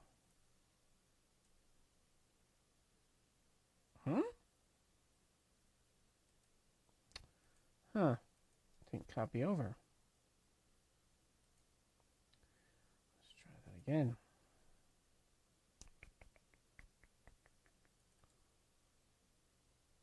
Compose. What we want is the highest quality Acme logo. There. Try to go back over to my desktop. Go in here, select it, delete, select it. Oh, I drag it in. That's right. Yeah, it's man, the old versions there's a lot of drag and drop. So we'll go back to desktop, and it's called Acme logo. There it is, 20 kilobytes. There it is. So there's our Acme logo, and we also add Couchbase logo. Oop, I didn't want to do that. It should automatically copy it into the asset and make a link to it. In fact, you can go, the asset folder is just XML, just so you know. So one thing that people don't know, don't edit this file. So don't edit the XML file and expect, like, you know, if you change some stuff, don't expect the world to like continue working for you to start out. I will show you no mercy as a tech lead. I used to be a tech lead. I would not show you any mercy if you changed this by hand and expected everything to still work. But what should happen, as you can see here, is it copied the logo into a folder and then made a JSON file. And that's the configuration that tells it where it is, the size of it, and stuff. And so this is just it used to be XML, but now it's JSON, it looks like. So I'm aging myself here by saying it used to be XML. But and if you look at it, you know, there's not much there. It just tells you it's a 3x and the logo and where to find it. So so what are the X's? Well, the X's stand for the pixel density. It used to be an old thing back in the days, and you know, a lot of people will just drag into 2 and 3x. I don't think anything uses 1x anymore. That was the original iPhone. I think you're pretty much set at 2 and 3x. If you set those, you're going to be fine.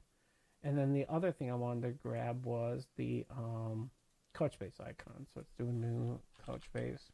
Don't know why it's doing that to me. If I start typing in, it just stops. Base logo. So let's get the Couchbase logo in here too.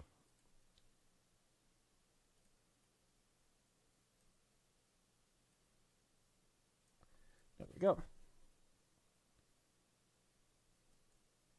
Now what should happen is in our UI image view, when we go to image, we should be able to pull down, and there's the Acme logo. We can just set it in Magic Sauce. That's supposed to be how easy it is with these asset folders. That is pretty much one of the reasons why storyboards were really great back in the old days. I mean, I still think this is a lot of fun. It's really easy to see exactly what you're doing and stuff.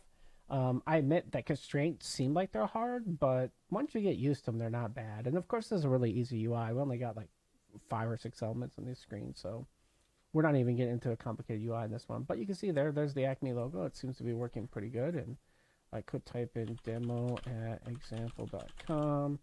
And then, down here, type in some kind of secure password, and then click the login button. Of course, we don't have any code wired up to do anything.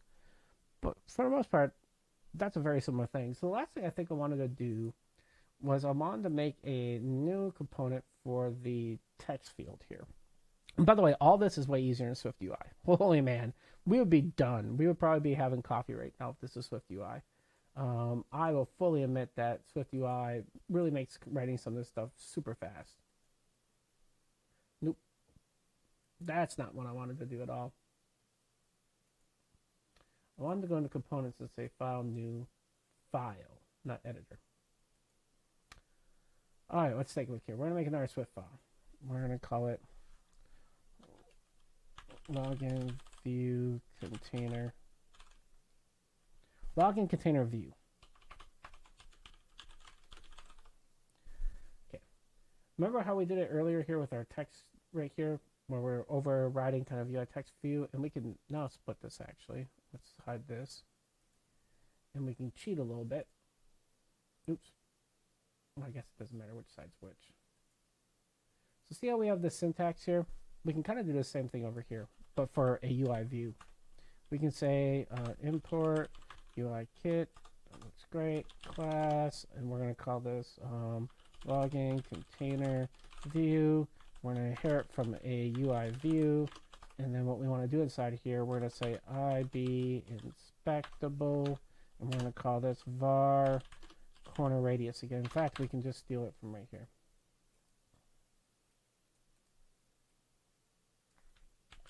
We're just going to steal the same thing. And we're going to set this to 0 by default. And then what we should be able to do is set the corner radius for the view that we have in our container that's wrapping around our controls. Let's take a look at that. Oh, that's the launcher. Where is our main view? Main storyboard. There it is. All right. So in here we have this view that is inside of the view right here. So what we're going to do is bring up the that's weird. Why does the inspector up? View the inspector. There it is. Oh, I hit it. That's why. If we go into our attributes, we're going to change this from being a UI view to being a login container view. The second we do that, when we go into attributes, we should have this new corner radius, and we can set that to 8. Actually, I don't like 8. This might be 20. Let's run it, see what happens. 20 may be too round. We may have to go back to 8.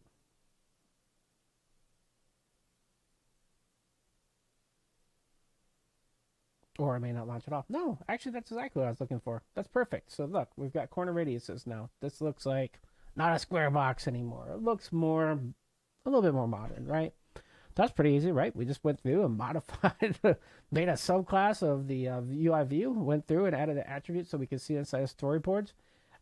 This is the gist of storyboards. This is the gist of if you're doing iOS development and you want to use storyboards instead of like the old way or the new way in Swift UI. This is pretty much what you end up doing. You end up doing a lot of components, a lot of subclassing, and then kind of exposing variables that the editor doesn't necessarily see by default, and then making it so you can edit those and kind of tweak them as needed. But this looks pretty decent. I'm not happy with the dark mode, so I'm going to take a look at the placeholder thing, I think, offline. I'm not going to make you guys fight through that. Let's go back to settings, though, and go look at this in light mode and see how it looks. And I'm doing that by just double-clicking the home button here and then going back, and that looks really good, actually. I'm pretty happy with that. Let's look at a tablet, too, because we've got time. Just real quick. The iPhone mini, let's take a look at it on a 9-inch tablet, the iPad Pro. And this should look oh boy, that's a big screen. It's way bigger than my let's just make that so the stream can see it. There we go. And we can automatically switch orientation because nobody holds an iPad like this when they're using it. Everybody flips it. I mean, my iPad's right here, and I pretty much have the keyboard attached to it at all times. So, when you get into doing this constraint stuff, and you're trying to make it both iPhone and iPad, I spend way more time in this, getting horizontal and vertical stuff working for iPad than anything else. I'll spend a lot of time tweaking the UI to make sure it looks pretty decent. But here's iPad. There's a login view. It's kind of right in the middle and stuff. You can see that the two red colors don't match, and that's definitely true. We can hide our keyboard. But, yeah, that's looking like a decent, okay screen. I need to fix the red colors, I know. The red color should be the same colors as Acme, but I got to go look up the hex code for it, and I didn't want to waste time having you guys watch me do that. But that seems like it's pretty good. Well, we'll also have to make an app icon for this, it looks like. But those are all things that are done. So I guess I think this is a good spot to, we've got a login view. Actually, let's go and change it to dark mode and see how that looks on tablet. Then I think we're going to be good. And then on Wednesday, so mobile for me is Monday and Wednesday. So Wednesday, I think what we're going to do is we're going to go through and wire up a service. We call it the handle authentication. And we'll build a protocol called the authentication service, and we'll build a local authentication service to start out with that. We can type the username and password. We'll build a view model that we can map our stuff into, and we'll probably use RX Swift. So I'll probably set up that with CocoaPods, and we'll get RX Swift running. We'll get a view model. We'll bind our text boxes to the view model, and then from there, when we bind the action that runs on probably to a command, we'll have that run and talk to the authentication service and have it see whether or not the username and password's right or not. And that seems like it'd be like a fun thing to do. I think that's what we'll do on Wednesday. So if you're watching this on video on demand, the streams are on Mondays and Wednesdays for mobile, and they are from 3:30 p.m. Eastern until 5:30 p.m. Eastern, and that's 12:30 Pacific time. And if you're in a different country, you'll have to kind of calculate that out. I didn't figure out UTC for that. Sorry. Yeah, dark mode looks pretty good there. And then on Fridays and Saturdays, I do API development. And right now we're building a gamification engine in C#, ASP.NET, and we're doing it all on Mac. So I think we got a pretty good start on this, our little inventory demo app that we're going to try to make look like my Jetpack Compose one.